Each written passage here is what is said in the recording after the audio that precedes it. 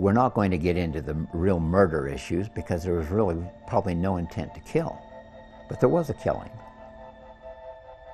So when we're dealing with duty of due care, we're dealing with the tort of negligence. Negligence has four basic elements: duty, breach, causation, damages. What does that mean? We look to a situation and we say, is it foreseeable that if I commit a particular act, I could cause injury to another person? If we can say it's foreseeable, then I have a duty of due care toward that person, to be careful. Yes, these vehicles are hard to stop when you're going a certain speed and you have momentum built up. But obviously there's no momentum here. He could have been going, what, 10 miles an hour, 15 tops? He was obviously aware of you guys. And he sat there for multiple light cycles. So he should have been extra careful, and extra aware of his surroundings. Now, if I go ahead with my act and I injure that person, I have breached that duty. There's your second element, breach. This is so interesting. The fact that he sat there in the street, I don't know what his temperament was. Is he just getting more and more worked up? Only people love pigs as much as they love dogs. For starters, he didn't need to do that. I mean, he probably shouldn't have been making the turn from the left lane like that. If we can say, but for my act, this person was injured, but for that, I am the cause. Now we look to see how egregious was the act that caused the injury. Was there reckless indifference to the party that was injured? A driver making a right-hand turn from a left-hand lane in violation of a code section, who knows that there are people who are on the side of the road, which he has deliberately tried to avoid. That's why he's over in the left-hand turn. Did this driver do anything to impede? We don't know whether there's no skid marks. We blew a horn to warn anybody, even though these people were there. But what was the intent of this person? It was obviously to avoid these activists. It looks like, from looking at the crosswalk, from where the driver begins the right-hand turn in that left-hand lane, over to where the woman was struck.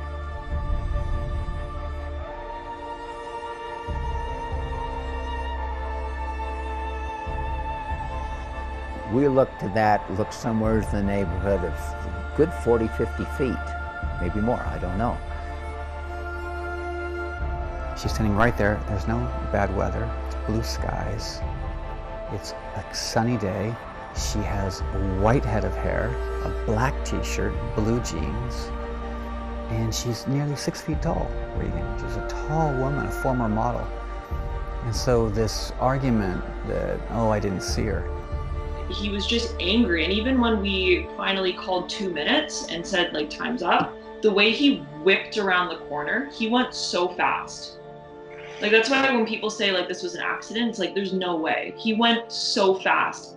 Was the driver under the influence of anything? Was the driver tested for alcohol and drugs at the scene? We say, when your behavior is so willful, when your behavior is so reckless and indifferent to the victim, that we can impose a penalty, and those penalties are substantial. And there could be some politics behind that. I'm sure the truckers' union, maybe something that has to do with the packing house, and it certainly has probably political friends that it contributes to. They would have had an influence and say, wait a minute. And they would try very hard to try to shift the blame to the activists. You are the cause of all of this. If you weren't there, this would never have happened.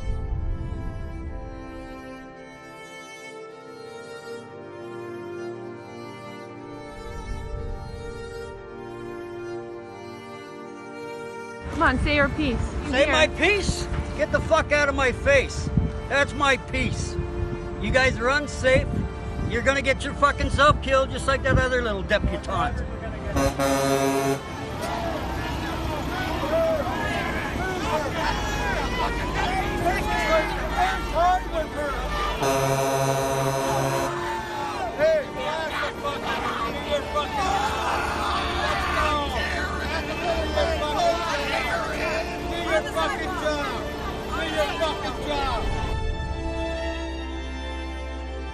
Right now, the purpose of vigils, like the true meaning of vigils, is really losing its focus right now with us because of these counter protesters. Like the animals were already had nothing, like they just had these 2 minutes where we could just try and give a few of them just a moment of compassion, and like the police aren't even letting us do that anymore. I'd expected a lot of human rights groups to be really supporting, you would think, right? Like, who cares who was on that truck or what was on that truck?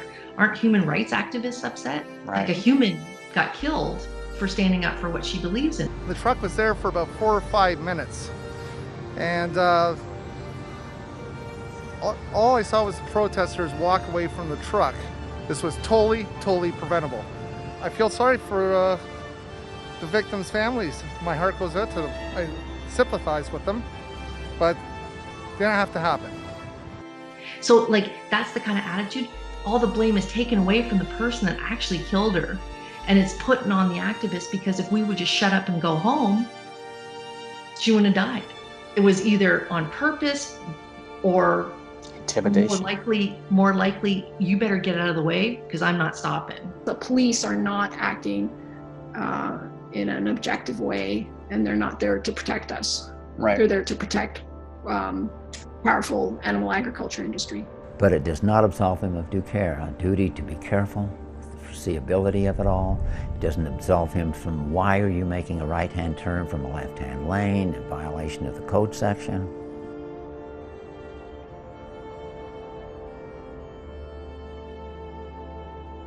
He was accelerating, like he didn't just turn at a normal speed, even a normal speed for turning for a truck. He knew he was there, she was there. It looked like he was trying to hit her, and that was intentional. And the fact that he didn't stop when he dragged her, I fully believe that he intended to hit her. And we're talking about a barren industrial landscape, right? Almost like a football field, but it's concrete with a chain link fence. You can't, and 2 of us standing there. He could see us, and the amount of time that he was there, like 5-6 minutes, there's nothing else to look at. What was his state of mind? And we get to intent. So then it brings us into the areas of criminal gross negligence and manslaughter, where there is no intent to kill, but there is a killing. And then we take a look at the conduct of the driver, and was there reckless indifference, some willful misconduct on the part.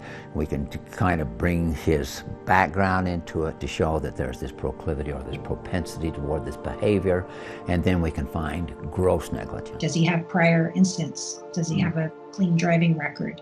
Has he expressed animus towards animal rights activists? I'd want to talk to his friends and family. I'd certainly want to take a very close look at his social media, which is very revealing sometimes. First vigil I went to was in Toronto, and one thing that struck me was not only was there a hostility among some of the truck drivers, but there was even hostility among cars going by. I was there. You were there. There was a car that just kind of, do you remember this? Just kind of pushed through the people. The cop had to come over and he kind of pushed the cop. Well, sadly, when that happened, I don't even remember when you said that, because it happens so frequently. I don't fucking bother you! Get the fuck out of my face, asshole! Hey, get back in your car! Yeah, back in your car, sir! Whoa! We are in the middle of this social norm that some animals we love and some animals we kill and eat.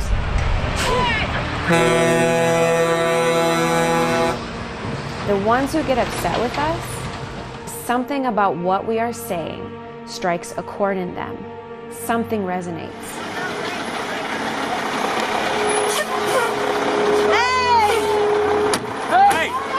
Hey!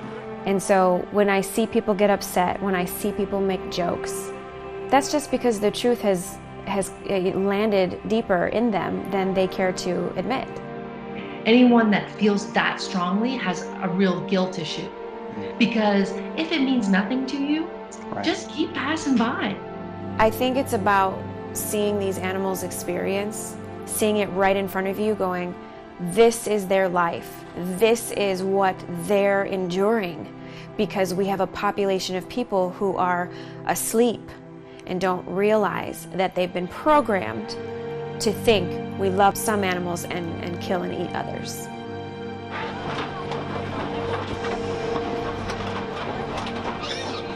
Animal vigils are a unique type of activism. We stand in front of the gates of slaughterhouses and we see the animals fearful and hoping that someone will help them. They're still persons. They're not disassembled yet.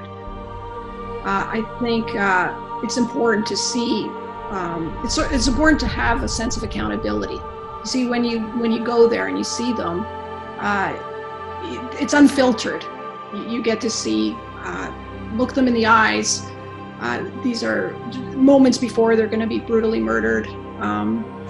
And with other forms of activism, you don't necessarily see the victims firsthand. And there's something really powerful about seeing victims. I think that's the root of mobilizing social movements. Being the victim really mobilizes people. It started with Anita.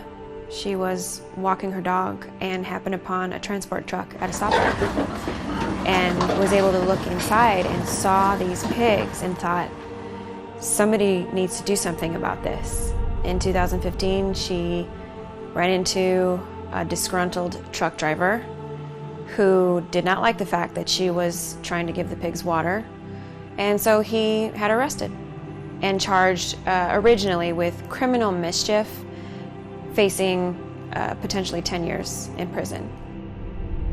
In our legal system, corporations have the status of persons, and animals who are our equals they deserve personhood. So basically, at the pig trial, we were fighting for compassion not being a crime, but also to change the property status of animals and to recognize pigs and other animals as persons. So basically, from one woman's actions came a movement of over 1,000 groups in over 70 countries. It's like you're on the front lines, and then you show people who aren't on the front lines what's really happening right before these animals are killed, which is hidden.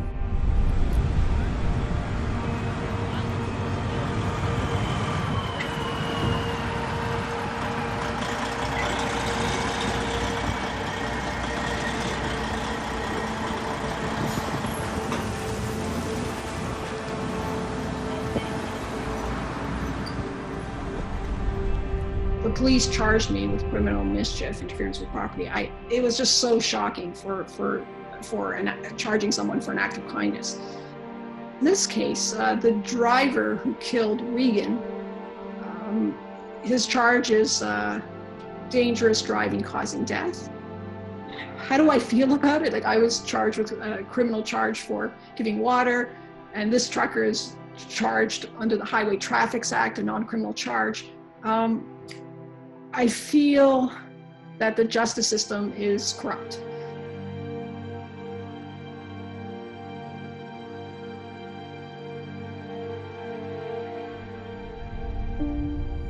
When you go to a vigil, not only do you make the connection yourself, but you can share that. If you have some footage and photos, you can then share that with the world. And I find that's very effective, very effective. Right. What do you think it was with Regan that she responded to that type of activism? I'm always interested why someone would come to a vigil where we don't really get to save the animal. We see them right before they die. Like, I remember her talking about Anita's case, that she was going to the trials. She would have thought that the vigils are the best way to communicate the problem, period. Our last conversation was the day prior, where she was telling me about the bill and how upset she was. And she sounded very tired, and she said to me, "You realize with this bill being passed. Do you understand the work that lies ahead of me? Laws are not bills. Bills are how laws are introduced. You introduce a bill, and if it passes through the various committees of the legislature, eventually being signed by, in this case, the Prime Minister, we now have a law. But we're only talking about a bill. Bill 156 is an ag bill that was introduced by the Conservative government in Ontario, and it was basically written by the animal ag industry. This is what they want passed into law. Now you have to understand that a lot of things in a bill are negotiable. They will put them in knowing that they'll have to give up certain things to really get the major points. It's a law designed to cover up the truth, to stop us from documenting what's happening. That's what it is. They pass ag-gag laws that say we can't be investigated, we can't be photographed, we can't be filmed, nobody knows what's going on. Aggressive legislation that allows them to avoid the legal and economic consequences for their behavior. This is a law that purports to say, well, I guess there's some kind of zone around the truck that's private property, and that's absurd. As the truck moves along the streets and highways, it has private property, like encircling it everywhere it goes, and anybody who gets near it, passing somebody on a highway, am I now trespassing onto their private property? That's ridiculous. It looks like we're dealing with people's right to assemble, people's right to freedom of expression. All of these types of issues are going to come out. And as I looked at the legal framework, I became much more interested in the underlying economic framework, because it's really, it's the cash that drives the laws. People don't have interest in passing laws unless they're going to make money from it. That's why laws get passed. Now they say it's to protect the animals from humans, right? and to protect them from getting diseased by us. I mean, really all we do is take pictures of them, give them kind words and maybe some water. So, of course, it's the way that the law is worded is ridiculous.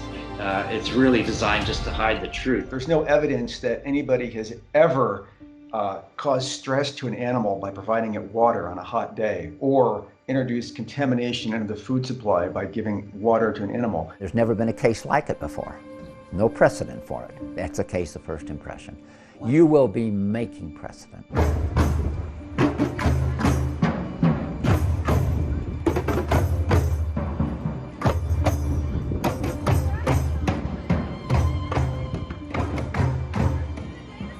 Case law. So we understand that there are two types of laws. Statutory law, laws that are passed, bills have been introduced and become statutes, passed through the legislature, and case law, which are precedents that are cases that interpret the law, and they're very, very important. My new sign. That's the first thing lawyers begin to look at is, first of all, we look to see how the cases interpret that particular law.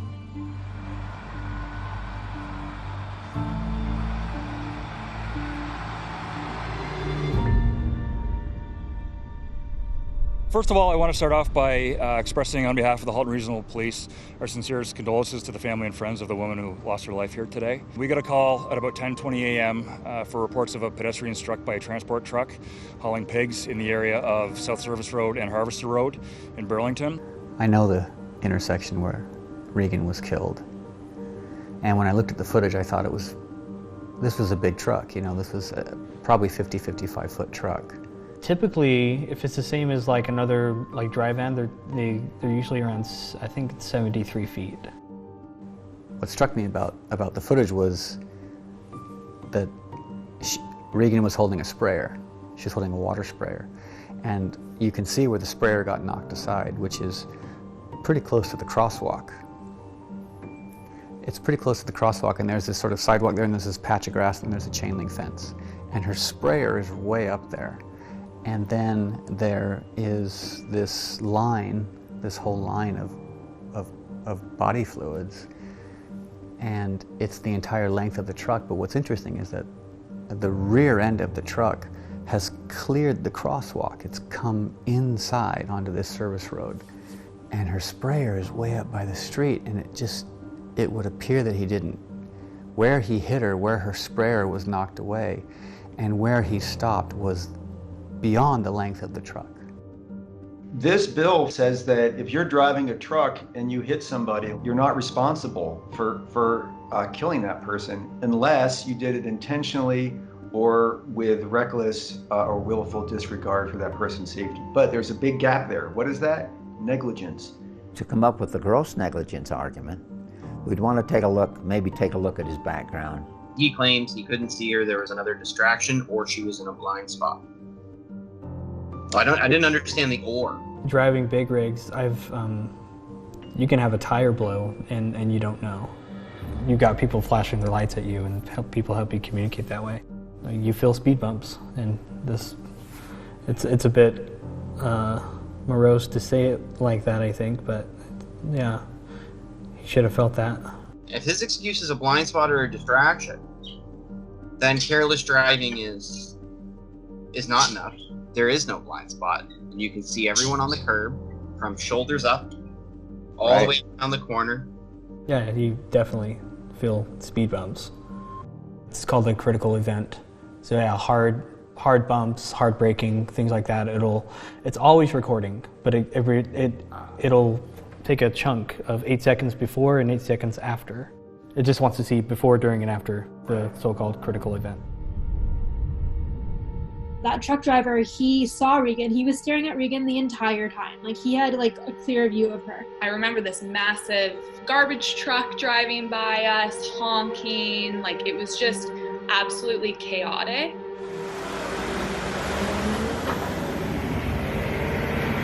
There was a moment when one of the witnesses, her name was Ellie, she was at the truck giving water, and she stopped and she turned around, and her phone was recording, so she did basically a 360. And in that moment, if you take it frame by frame, you could see where all 7 witnesses were that day. There were 7 people there, including Regan. Regan was standing over at the crosswalk, waiting, and had the right to cross. Pedestrians tend to always have the right of way. She cleared when we said cleared. The light turned green. She had the right of way. And she was probably coming back towards us to join us. He suddenly burst forward because he'd been sitting there light after light after light. Because of where the impact happened and where I was, I didn't witness it, but I certainly heard it. The sound was so loud. When he hit Regan, it was the loudest sound I've ever heard in my entire life. People, everyone else, thought that he hit the fence. In my head, it sounded like the truck had hit the fence. When the truck whipped around the corner, I heard this really sickening, crunching sound, and I thought the truck hit the fence.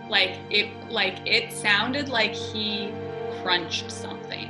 I heard. What'd you hear? I heard a crunch. I just heard it was like a sickening crunch. And he struck her near the crosswalk if her sprayer is any indicator. And to keep going the length of his truck, to clear that crosswalk and be past it before he finally stopped. And one of the witnesses said he never got out. When he hit her, I immediately ran over there, and he didn't stop. It seemed like he dragged her for a long time. And there was a huge trail of blood because she had been dragged, and the only reason he stopped was because the security guard was screaming at him.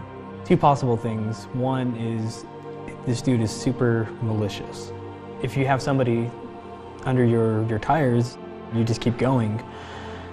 That's pretty messed up, obviously. And 2 is he didn't know. God forbid this was an intentional act, or in the future there were intentional acts enabled by a law that a truck driver might see as a license to kill. I came around the corner of the back of the truck to the driver's side, and the first thing I saw was just a trail of blood.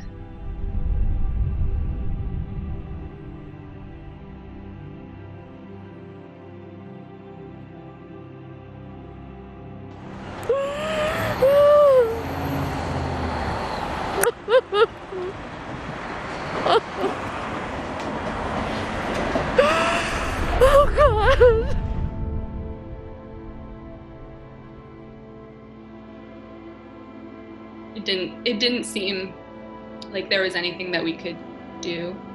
It was pretty clear that she was gone.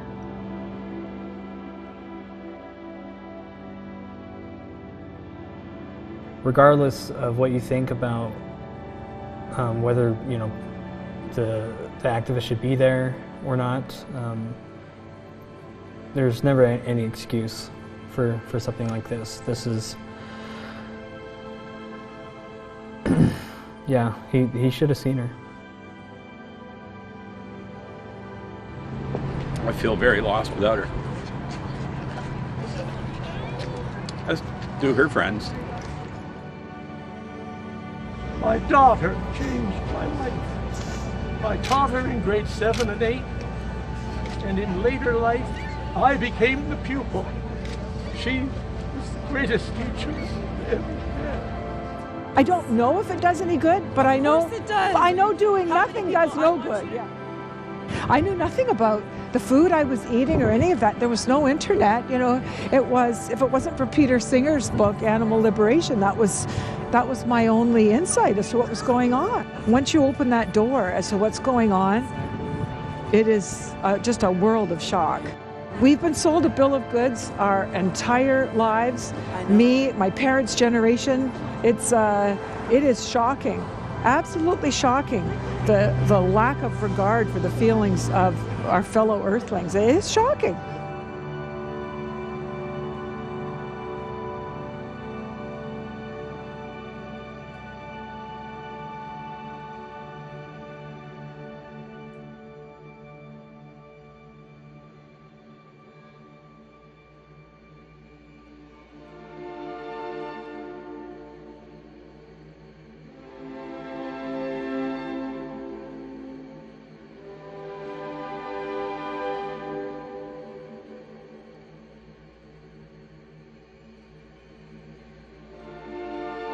There's the realization that if everyone saw this, people would not contribute to the animal exploitation and suffering. When you do a job like this, and if you're willing to think a little bit deeper, you know that this is something that the general population doesn't really know about and would probably be interested in it. This group feels there's an injustice and they're standing here to speak to it.